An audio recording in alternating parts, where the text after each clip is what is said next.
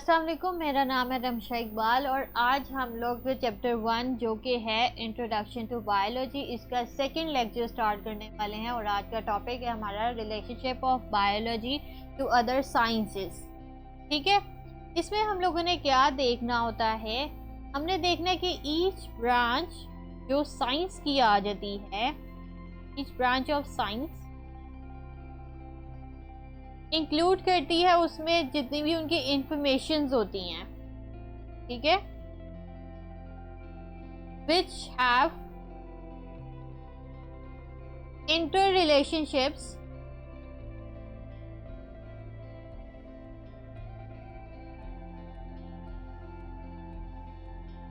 इनके साथ with other branches of science।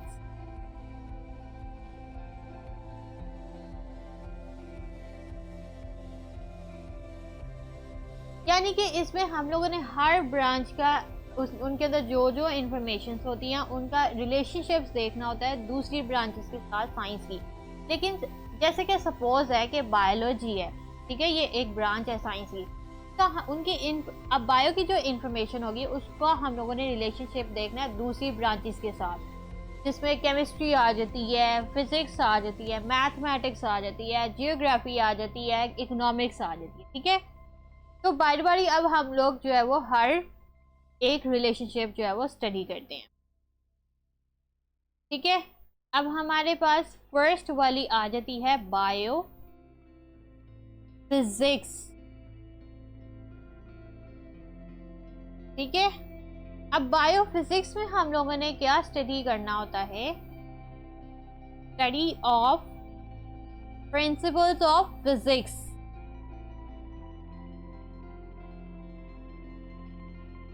क्योंकि नाम से ही पता लग रहा है कि इसमें हम लोगों ने बायो और फिजिक्स का रिलेशन देखना है, तो इसमें हम लोग जो है वो प्रिंसिपल्स फिजिक्स के देखेंगे और वो किस तरह से एप्लीकेबल होंगे टू द बायोलॉजिकल फिनोमेना, ये हम लोगों ने रिलेशन देखना है, applicable to the biological phenomena.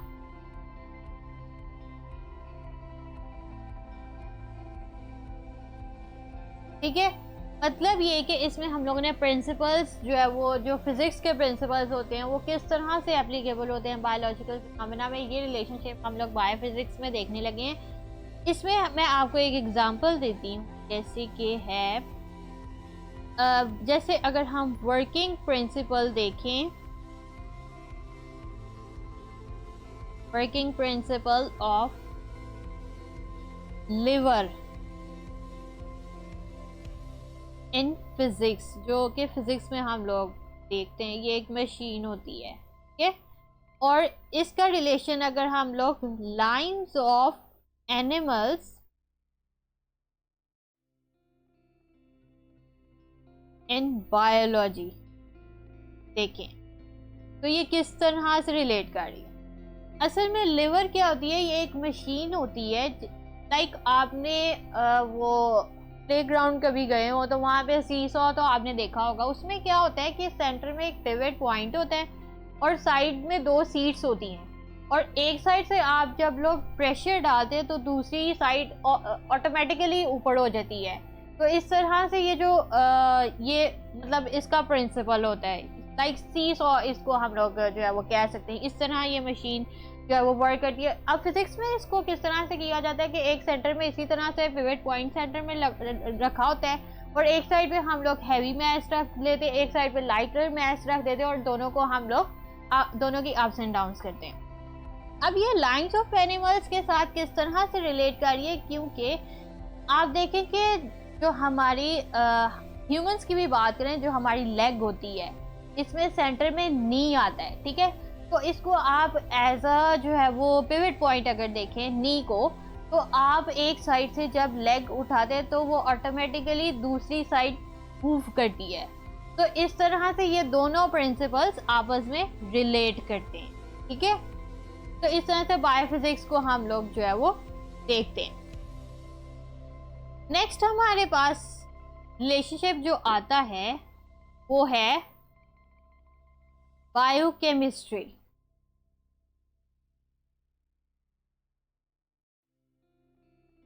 ठीक है, अब बायोकेमिस्ट्री में हम लोगों ने क्या स्टडी करना होता है? Study of chemistry of different compounds या इसमें प्रोसेसेस आ जाते हैं, ठीक है, जो कि अकर कहां पे कर रहे हैं? Living organism.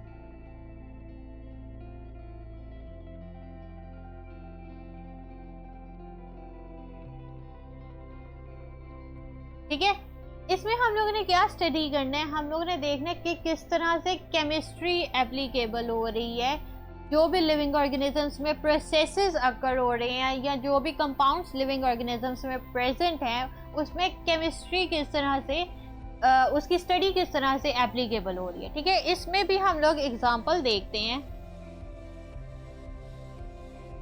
एग्जांपल है हमारे पास बेसिक मेटाबॉलिज्म, जो अकर होता है यूजुअली ह्यूमंस में भी होता है।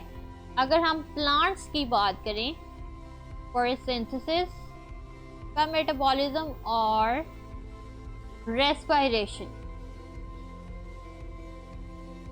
ठीक है, अब ये दोनों प्रोसेसेस जो है वो प्लांट्स में अकर होते हैं। हमें तो पता है कि फोटोसिंथेसिस कौन सा प्रोसेस होता है जिसमें, चले मैं आपको बता ही देती हूँ, कन्वर्जन होती है कार्बन डाइऑक्साइड की एंड वाटर की इनटू ऑक्सीजन एंड ग्लूकोज।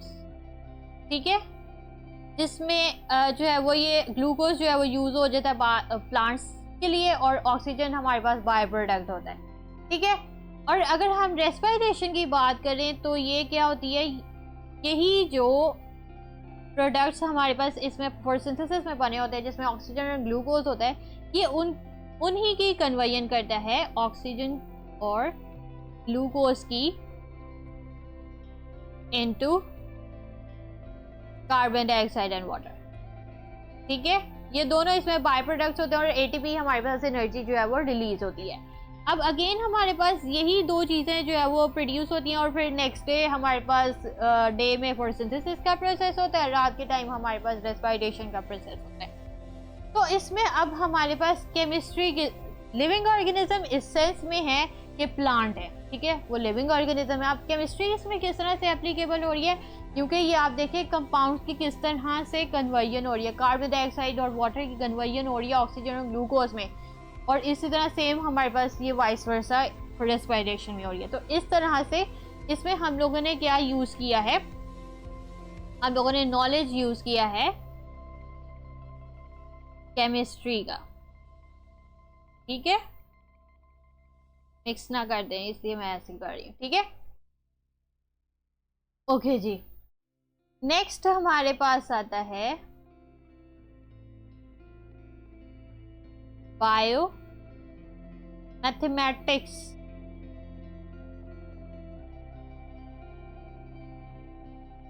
ठीक है, अब बायो मैथमेटिक्स में हम लोगों ने स्टडी करना होता है बायोलॉजिकल प्रोसेसेस को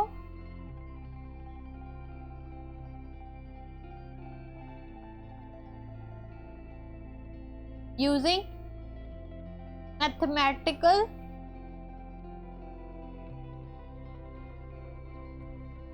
टेक्निक्स एंड टूल्स। ठीक है, इसमें हम लोगों ने क्या करना है कि बायोलॉजिकल प्रोसेसेस को हम लोग स्टडी करते हैं। किस तरह स्टडी करते हैं हम लोग? मैथमेटिकल टेक्निक्स और टूल्स इसमें हम लोग यूज करते हैं। मैं आपको बताती हूँ किस तरह से। फॉर एग्जांपल, हमारे पास डेटा आया है जो कि हम लोगों ने गैदर कहाँ से किया है? एक्सपेरिमेंट से। जैसे हम मतलब किसी काम में एक्सपेरिमेंट कर रहे हैं, उसका हमारे पास उसका रिजल्ट आया या जो भी डाटा आया है उसमें हम लोग क्या करेंगे? अप्लाई करेंगे रूल्स ऑफ मैथ्स। ठीक है, हम लोग उसमें रूल्स मैथ्स के अप्लाई करेंगे, जिसमें स्टैटिस्टिकल एनालिसिस भी आ जाता है, इसमें हम लोग बायोस्टैट्स भी हम लोग जो है वो इसमें उनके रूल्स यूज़ कर सकते हैं। तो इस तरह से हमारे पास जो रिजल्ट आप बाद में जो आएगा वो ज़्यादा एक्यूरेट आएगा, क्योंकि ये क्वांटिटेटिव हमारे पास असल में जो है वो डेटा हम लोगों ने जो है वो रिजल्ट निकाला है उसका, ठीक है।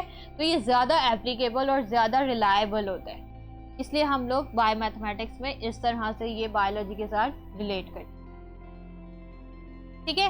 नेक्स्ट हमारे पास आता है बायोजियोग्राफी,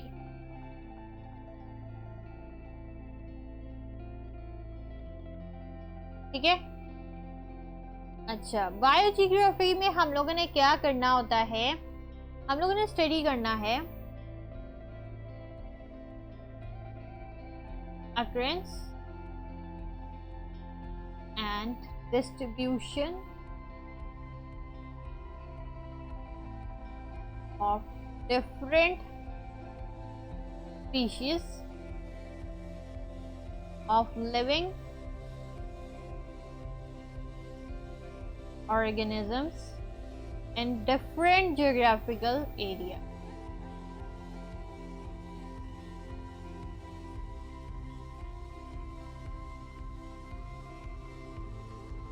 अब बायोजियोग्राफी में हम लोग क्या करें कि हमारे पास डिफरेंट जियोग्राफिकल एरियाज आ जाते हैं। सपोज के हमारे पास इसमें लैंड आ जाती है, वाटर आ जाता है, एयर आ जाती है, तो डिफरेंट कोल्ड रीजन्स आ जाते हैं, टेम्परेट रीजन्स आ जाते हैं और ट्रॉपिकल रीजन्स आ जाते हैं। तो ये डिफरेंट हमारे पास जियोग्राफिकल एरियाज हैं।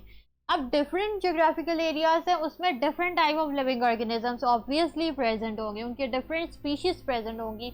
तो उसको हम लोगों ने स्टडी अगर करना हो कि वहाँ पे कौन कौन सी स्पीशीज प्रेजेंट है और उसमें किस तरह के डिस्ट्रीब्यूशन हुई है, उन सब को स्टडी करने के लिए तो हम लोग डिफरेंट जियोग्राफिकल एरियाज को स्टडी करेंगे और इस तरह इनका रिलेशनशिप देखेंगे। और इससे हम लोग क्या डिटरमिन करेंगे, हम लोग इसमें डिटरमिन करते हैं to determine characteristics of living organisms,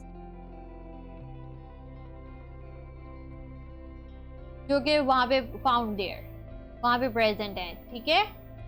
वहां पे जितने भी फिर स्पीशीज होंगे, लिविंग ऑर्गेनिजम्स प्रेजेंट होंगे, उन सब की जो कैरेक्टरिस्टिक्स हैं इसे हम लोग डिटरमिन कर सकते हैं। और इससे हम लोग बाद में फ्लो चार्ट बना लेते हैं या हम लोग अंडरस्टैंड कर लेते हैं कि वहाँ पे किस किस्म की स्पीशीज प्रेजेंट है। और अभी तक काफ़ी स्पीशीज हम लोगों ने जो है वो उनकी डिस्ट्रीब्यूशन देख चुके हैं, लेकिन स्टिल अभी भी काफ़ी स्पीशीज है जो अभी हमने कभी डिटरमिन भी नहीं की। वास्ट अमाउंट है उसकी, ठीक है। नेक्स्ट लास्ट हमारे पास आ जाती है बायो इकोनॉमिक्स।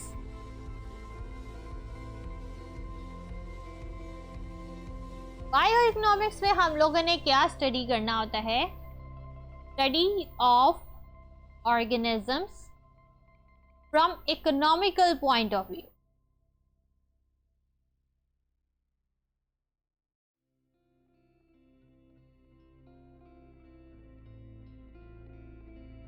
जैसे कि इसमें आ जाता है, अब हम लोग इसमें स्टडी कर रहे हैं ऑर्गेनिजम्स के इकोनॉमिकल पॉइंट ऑफ व्यू से। एग्जांपल से आपको बताती हूँ किस तरह स्टडी करेंगे। फॉर एग्जांपल हम लोगों ने कॉस्ट वैल्यू देखनी है या हम लोगों ने प्रॉफिट वैल्यू देखनी है, किसकी, सपोज किया यील्ड ऑफ व्हीट की,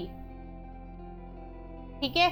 हम लोग ये किस तरह से डिटरमिन करेंगे, बायो इकोनॉमिक्स के रूल्स यूज करके।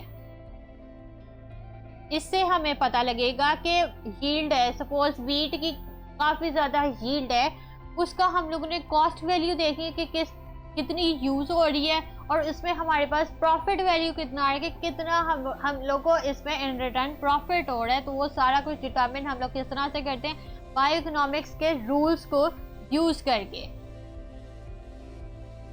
अगर आपको ये वीडियो पसंद आई हो तो फिर लाइक करें, शेयर करें, सब्सक्राइब करें और बेल आइकन दबाना मत भूलें। और अगर आपको किसी चीज़ की समझ नहीं आती तो आप नीचे कमेंट्स में मेरे से पूछ सकते हैं, ठीक है। और इसके अलावा जो है नीचे डिस्क्रिप्शन में आपको ये नोट्स भी मिल जाएंगे। पिछला लेक्चर जो था उसके भी नोट्स डिस्क्रिप्शन में प्रेजेंट है। अगर आप लोगों ने नोट्स भी लेने हो तो ये नीचे डिस्क्रिप्शन में प्रेजेंट है, तो आप वहां से ले सकते हो। इसके अलावा अगर कोई चीज़ समझ नहीं आई तो वो आप नीचे कमेंट्स में पूछ सकते हो। तो आज के लिए इतना ही बहुत है, और हम लोग नेक्स्ट क्लास में फिर कैरियर्स स्टार्ट करेंगे। ठीक है, ओके, अल्लाह हाफिज़।